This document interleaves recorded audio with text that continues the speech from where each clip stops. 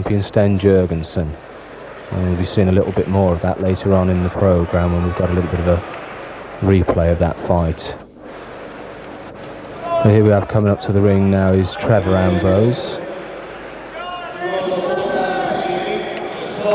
Trevor's a very experienced fighter, been fighting now for more than 5 years. Recently fought the number 2 in the welterweight division, that was Derek Hidden. Coming into the ring weighing in at 67 kilograms. And Colin Barratt coming in at a rather heavier weight there, 70 kilograms. Barratt's a very tough fighter, good boxer. Here we have a clip there of his earlier fight with Sten Jurgensen. As I say, he stepped up a grade to fight this Danish champion. Originally he'd been matched against a fighter from Walsall by the name of Gary Osborne, but for some unknown reason that chap didn't turn up. So Barratt decided that he would step in and take the fight on. It's a very hard fight for him, but he endured to the end, and at the end the kick count added up and we found that the Danish champion was some 15 kicks down, and that's the reason why Barratt got that win. 1 point being taken away for each kick short. Okay, so back to the fight of tonight, and Barratt faces his opponent there, Trevor Ambrose. It's an important fight for both of these fighters because it's a rateable fight. That means that whoever wins this will move on in the ratings to eventually be able to challenge against the British welterweight champion.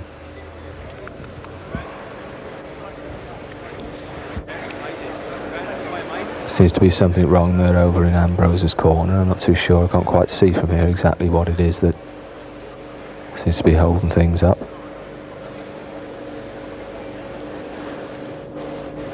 I think somebody had forgotten to get the gum shield out. We'll go anyway with round 1. Ambrose tends to be a very relaxed fighter, whereas Barratt on the other hand tends to like to get in there and really have a go, so it'll be interesting to see just what happens in this fight.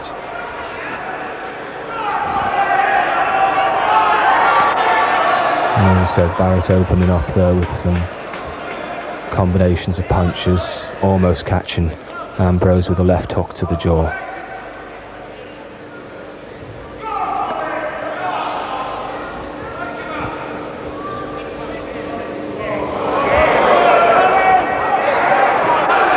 Ambrose coming back against Barratt there, pursuing him into the corner. Not managing to get much mileage out of that though.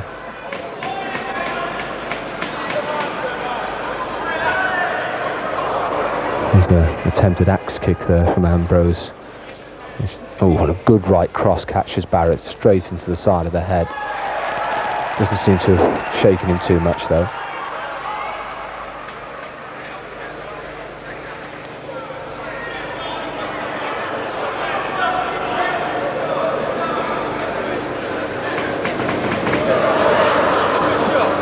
Barratt there feints in and comes in with a good roundhouse kick to the midsection. I beg your pardon, Ambrose to the midsection of Barratt.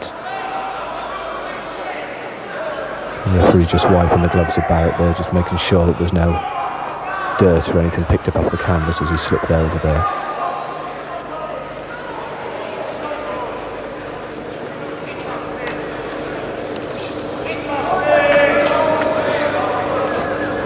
Yes, Ambrose catching Barratt with a low kick. The referee just telling him to get them up a little bit higher.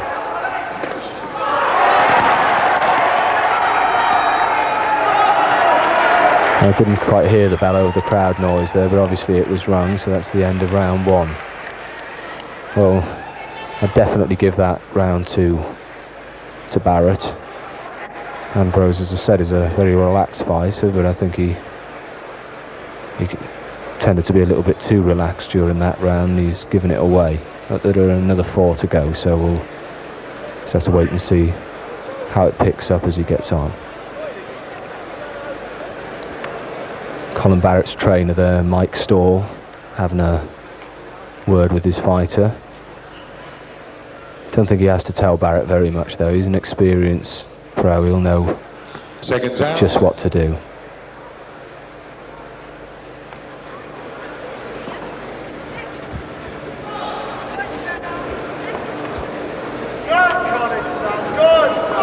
Round 2.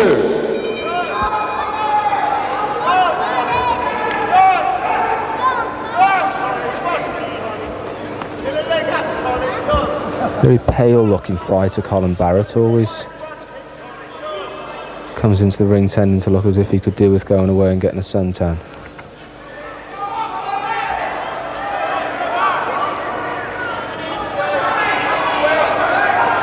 Still, by the way of he's fighting tonight, it's obvious that he's in tip-top condition, whatever he looks like.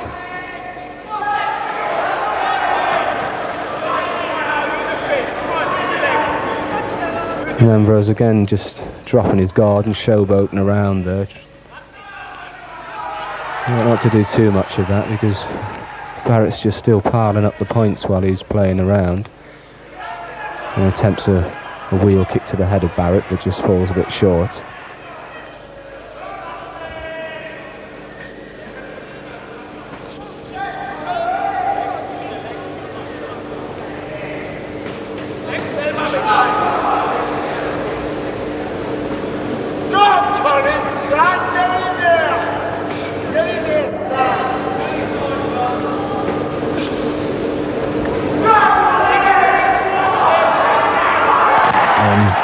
Barratt catching Ambrose there with her left hook, with Ambrose raising his hands up and shaking and saying, no, that didn't hurt me.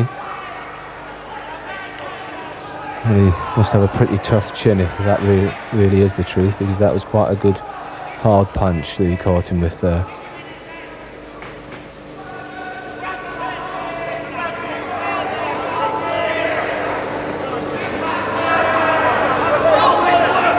Ambrose still not getting in there and connecting enough for my liking. If he wants to make a serious attempt at beating his opponent, then he's going to have to do a little more than that.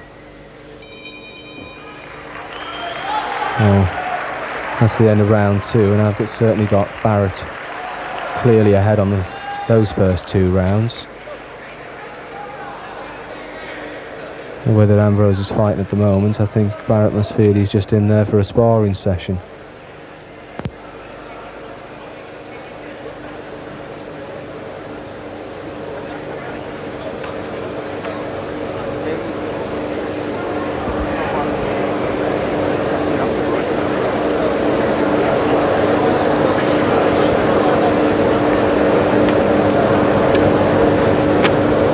In Barratt's cornerman having a quiet chat to him in the corner there, planning out the strategy for the next round.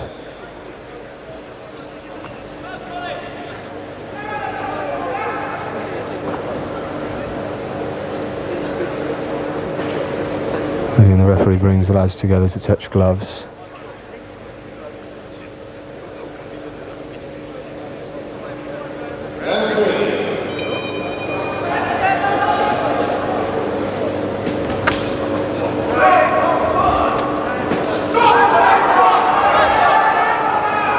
Barratt again attempting to catch Ambrose with that left hook that he's thrown quite a lot, and he's caught him with it just then. Didn't seem to have had too much effect of it on him though.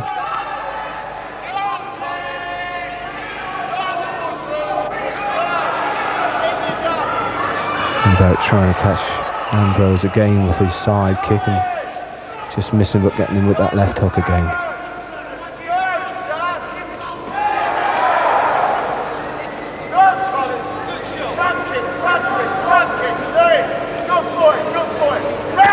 There's a minimum of 8 kicks required from each fighter in each round. All punches and kicks must be above the belt.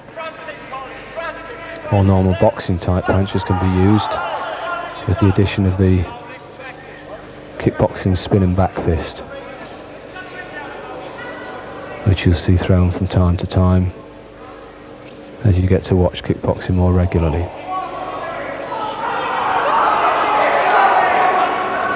And the fighter's really mixing it up there, but I didn't quite see exactly what happened there, but the referee obviously saw something and warned Ambrose for it. I think that was possibly a low kick. And Barratt coming straight back in there after his man now.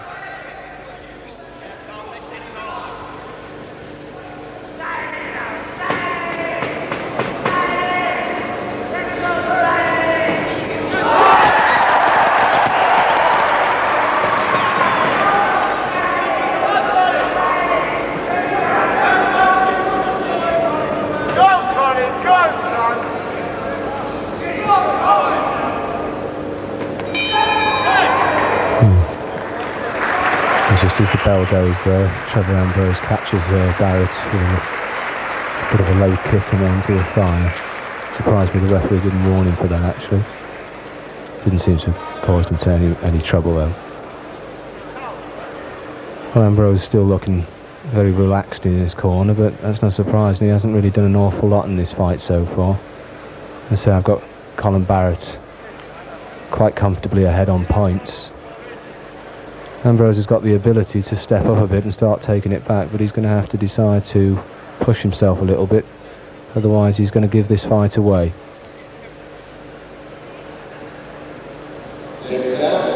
Barratt on the other hand, he just needs to keep going as he's been going for the last couple of rounds, and he's going to have this one in the bag.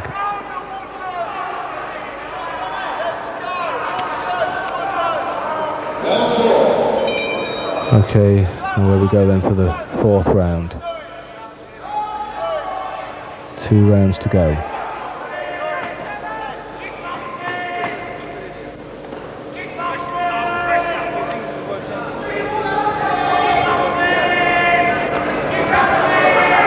Barratt's a very compact fighter, doesn't tend to do an awful lot of flashy kicks. Keeps to basics of side kicks and roundhouse kicks. Relies a lot on his good boxing ability.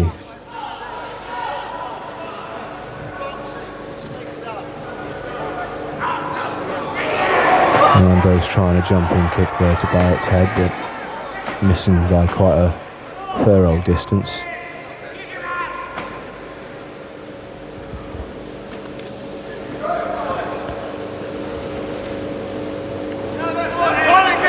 Ambrose just pushing his leg out into the face of Barratt, and seems to be much point in doing that really. The referee stopped the fight for a second. Looks like the tie on Ambrose's foot pad has come undone, and the referee signals to continue the fight on.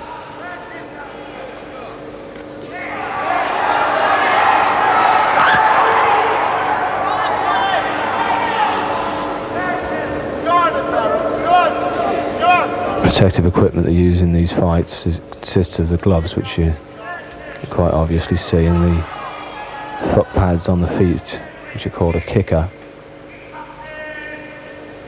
Under the CKO rules, fighters have an option of wearing shin guards as well. It's entirely up to themselves, they don't have to wear them. And Barratt catching Ambrose there with a good jab to the jaw as he was coming in with some kicks.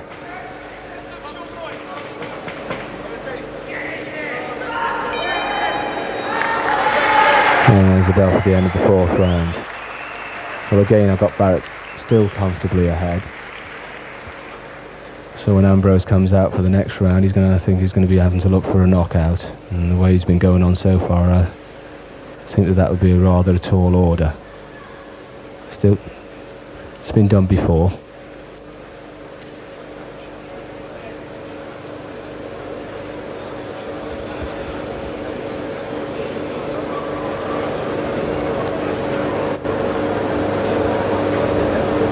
He's a consistent fighter though, Trevor Ambrose.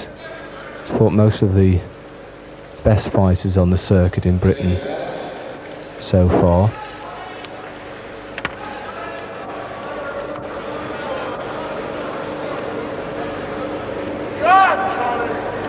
And the fighters touch gloves to get ready for the final round.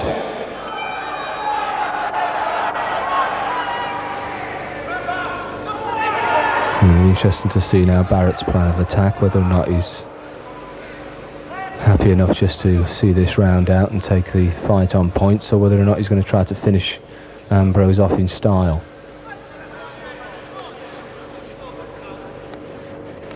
And Ambrose opening up there with a nice combination there of roundhouse kicks and wheel kicks.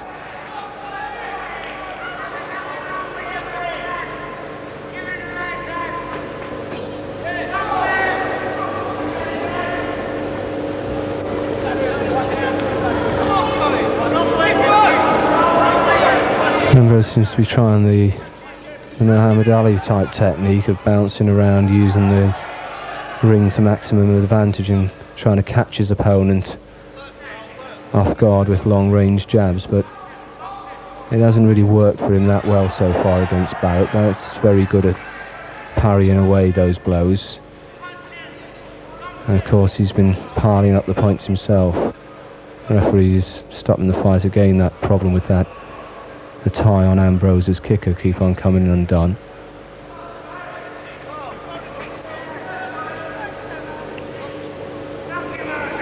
Okay, and away we go again.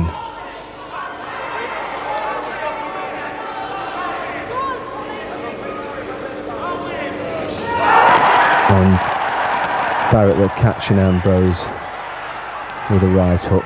Once again, Ambrose has shown a good toughness there, taking that and just coming back and saying, no, you didn't hurt me with that one either.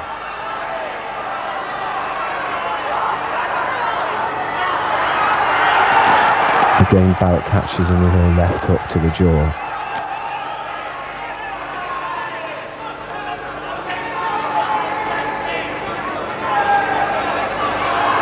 And again, he catches him again. I think that Ambrose is being hurt by these punches. He's just got a very good poker face and he's not letting anybody see it. Well, that's the final bell there, and I don't think there can be any dispute as to who is the winner of that fight. And it's got to go to the judge's decision, so we'll have to wait for their scorecards to be returned to the score table and be tallied up before we'll have the announcement. The referee Bob Riley going around to each judge to collect his score ballot from them. Just while we wait, the scoring under the Contact Karate Organisation rules is what is called the 10 must system. That is to say that each fighter starts off with 10 points, and points are deducted from the loser of each round. Generally speaking, if it's just a close decision, it'll be 10-9, and if the loser loses by a larger margin, it will usually go no further than about 10-7. The fighter, if he gets knocked down, has 1 point taken away from him. Generally speaking, most fights, most rounds are scored about 10-9. And I personally would say that that fight probably gave Barratt the decision by a 10-9 majority on each round.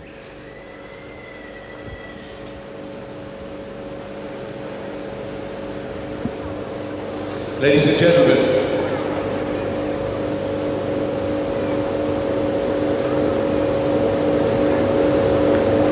and the announcer keeps us in suspense. The winner, the blue corner.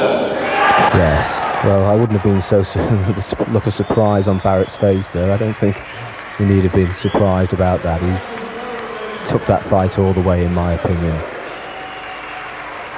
There's Trevor Ambrose there. Well, I expect his cornerman will probably be saying to him, you didn't so much, or he didn't so much win that fight as you lost it, because I think that Ambrose really gave that fight away. I don't think he gave enough into it.